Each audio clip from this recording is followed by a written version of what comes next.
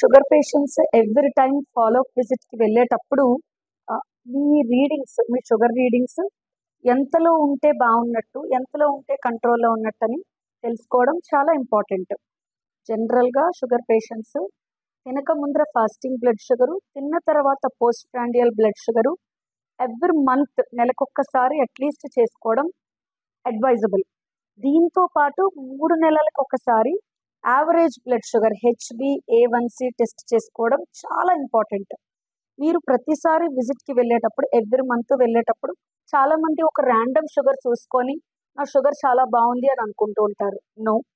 That is only ఆ రోజు temporary control తెలుస్తుంది. ఫాస్టింగ్ బ్లడ్ షుగరు, తిన్న తర్వాత బ్లడ్ షుగరు 2 బావుండాలి. దీంతో పాటు మీ హెచ్‌బీఏవన్సీ లెవెల్స్ కూడా బావుండాలి.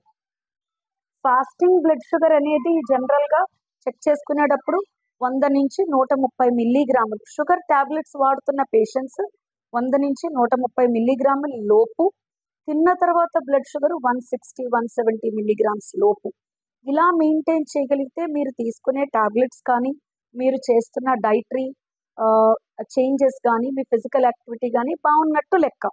నెక్స్ట్ ఇంపార్టెంట్ పారామీటర్ హెచ్‌బీఏవన్సీ. 3 నెలలకొకసారి చేసుకునే హెచ్‌బీఏవన్సీ అనేది లెస్ దాన్ 7%, 7% కంటే తక్కువున్నట్లయితే మీ షుగరు చాలా కంట్రోల్‌లో ఉన్నట్టు, బావున్నట్టు. దానివల్ల హెచ్‌బీఏవన్సీ 7 కంటే కిందుంటే షుగర్ వల్ల మీకు కాంప్లికేషన్స్ వచ్చే అవకాశాలు చాలా తక్కువ. సపోజ్ మీరు టెస్ట్ చేసుకునేటప్పుడు హెచ్‌బీ-A1సి 9, 10, 11 ఇలా ఉన్నట్లయితే అది చాలా బ్యాడ్ కంట్రోల్ అని అర్థం. సో, ఖచ్చితంగా మీరు టాబ్లెట్స్, మీ ఫిజికల్ యాక్టివిటీ, డైట్ డ్రాస్టిక్‌గా చేంజ్ చేసుకోవాలి. దాన్ని నెక్స్ట్ టైమ్ 7%కి తీసుకురావడానికి గట్టిగా ట్రై చేయాలి. హెచ్‌బీ-A1సి 7లో లేనట్లయితే మాత్రం షుగర్ వల్ల కాంప్లికేషన్స్ చాలా తొందరగా వచ్చేస్తాయి.